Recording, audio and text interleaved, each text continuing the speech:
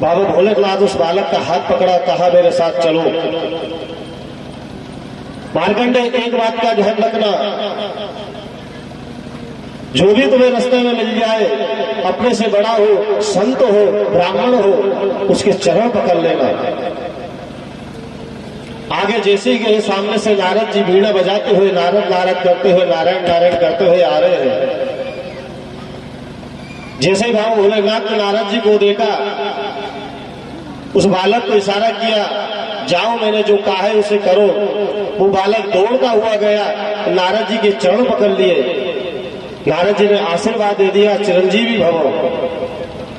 और वीणा बजाते हुए जाने लगे। उसी समय भोलेनाथ ने पकड़ लिया, महाराज कहाँ जा रहे हो?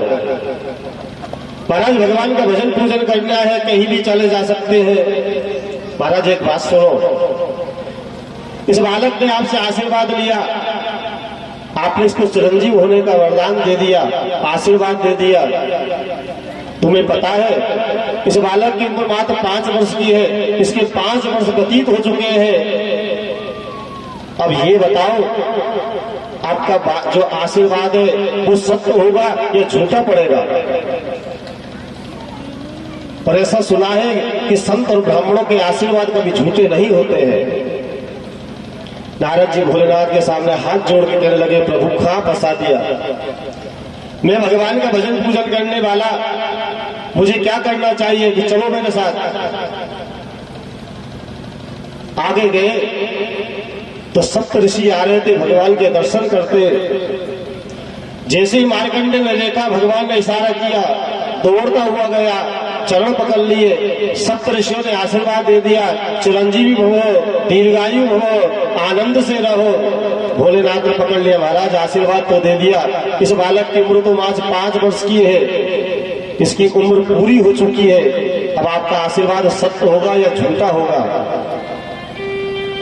ऋषि भी साथ में चल दिए, महाराज अब आप ही हमें बचा सकते हो। ब्रह्मलोक में गए, ब्रह्मा जी तपस्या में लीन है, नेत्र बंद किए हुए हैं। भोलेनाथ ने इशारा किया, मार्कंडेय ऋषि भागता हुआ गया, ब्रह्मा जी के चरण पकड़ लीजिए। ब्रह्मा जी ने बिना देखे ही आशीर्वाद दे दिया, आयुष्मान भवो, चिरंजीव भवो। जैसे ही आशीर्वाद दिया, भोलेनाथ दरवाजे पे खड़े खड़े ताली बजा रहे, जय हो प्रभु। ब्रह्मा जी ने जैसे देखा भोलेनाथ पधारे, महाराज क्या हुआ?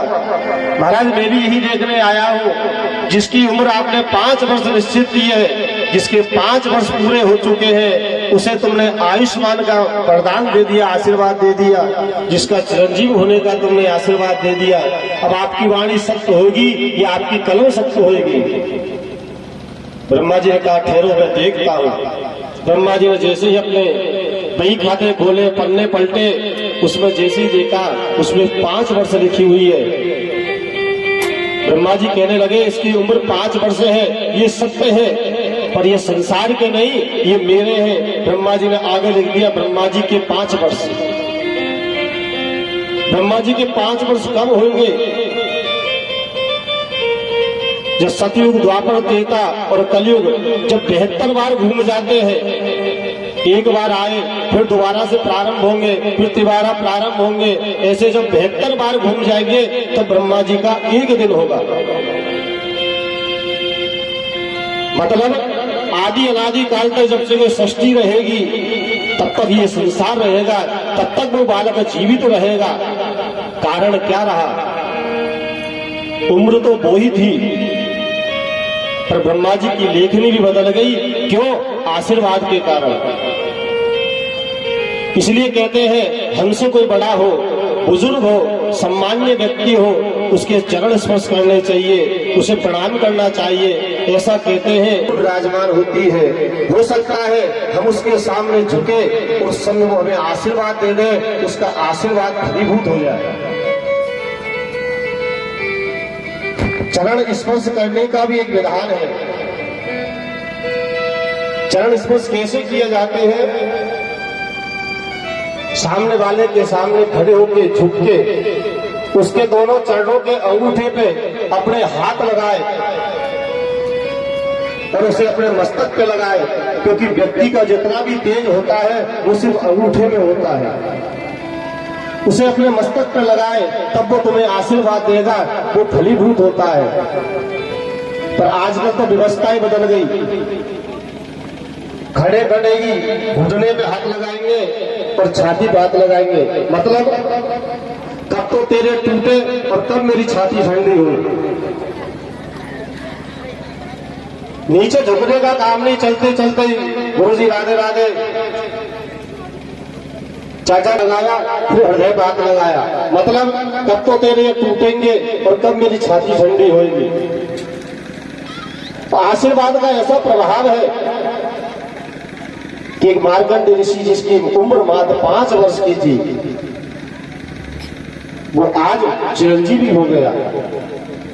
इसलिए अपने से बड़े हैं, अपने से जो सम्मानीय व्यक्ति है, ब्राह्मण है, संत है, उनके सबके चरण के स्पर्श करें। किस समय किसकी वाणी हमारे जीवन काल में सिद्ध हो जाए कि ब्रह्मा की लकीरें भी मिट जाए। सुखदेव मुनि वर्णन कर रहे हैं राजन, जो कृष्ण और बलराम को लेके आए, उसी समय उनके मन में विचार आया, नंद बाबा के मित्र है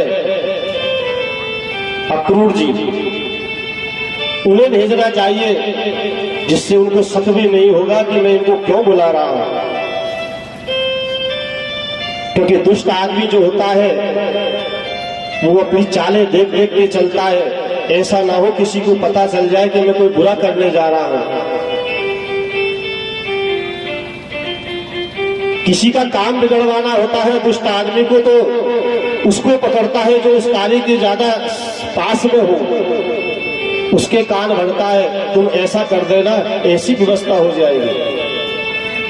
अक्रूर जी को छांट के भेजा, ये इनका रिश्तेदार है, मिलने वाला है, ये जब जाएगा तो कोई शक नहीं करेगा और मेरा कार्य हो जाएगा। सुखदेव मुनि वर्णन कर रहे हैं, अक्रूर जी को बुलाया, अक्रूर जी ने रात्रि में मथुरा में विश्राम किया। मन में तो इच्छा नहीं है जाने की, मेरे जीवन में ऐसा कौन सा पाप किया है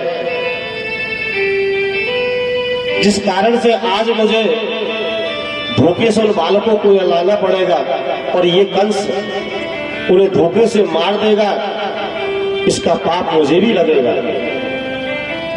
पर मन में एक खुशी भी है, मैंने जब से उन्हें जन्म लिया है तब से मैंने उनके दर्शन नहीं किए हैं। चलो इस बहाने से मैं उनके दर्शन तो कर लूंगा, वो कैसे हैं, कैसे रहते हैं, क्या करते हैं। प्रातः काल उठे, तैयार हुए, तैयार होने के बाद में वृंदावन के लिए प्रस्थान करने लगे। भगवान के बारे में सोचते हुए जा रहे हैं, जीवन आनंदित हो जाएगा। कब उनके दर्शन होंगे। मथुरा से वृंदावन की दूरी बहुत दूर लगने लगी।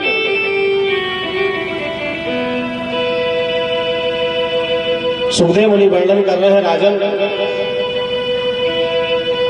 वृंदावन जैसे ही अक्रूर जी पहुंचे,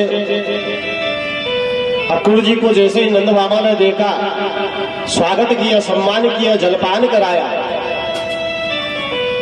ये अतिथि सत्कार होता है। हमारे घर में कोई आए, उसे पहले आसन पे बैठाओ। गर्मी का मौसम है, उसके लिए पंखा चलाइए, ठंडा जल पिलाइए, उसको भोजन के बारे में पूछे, तब उससे आने का प्रयोजन पूछना चाहिए। भैया आज कैसे कृपा करी, आप कैसे पधारे। आजकल कोई व्यक्ति आया, जैसे ही दरवाजा खोला, उसका एक पैर अंदर है और एक पैर बाहर है। वहीं से भैया आज कैसे पधारे, क्यों आए, क्या कारण था। ये अतिथि सत्कार नहीं है, अतिथि का भावार्थ है उसे आइए। अतिथि कौन होता है, अतिथि जिसकी कोई तिथि निश्चित ना हो। ये आजकल होली गुड़ में लगाते हैं ना, इस कार्यक्रम के मुख्य अतिथि वो होंगे। अरे उसको अतिथि थोड़ी है, उसको तो पता है उसको आना है, उसका तो निश्चित है। उस तारीख को वो आएगा, इतनी बजे वो आएगा। वो अतिथि नहीं है। अतिथि मतलब जिसकी कोई तिथि निश्चित ना हो, वो दिन में आ जाए, रात में आ जाए, कब आ जाए, वो अतिथि। उसका सत्कार करना गृहस्थ का परम धर्म है। वो आए, उसको बैठाओ, जलपान कराओ, फिर उसके आने का प्रयोजन पूछो, भैया कैसे कष्ट लिया, कैसे पधारे आप, क्यों आए। अक्रूर जी आए, उन्हें बैठाया, जलपान कराया, भोजन कराया। फिर नंद बाबा ने पूछा, भैया आज कैसे पधारे, आज कैसे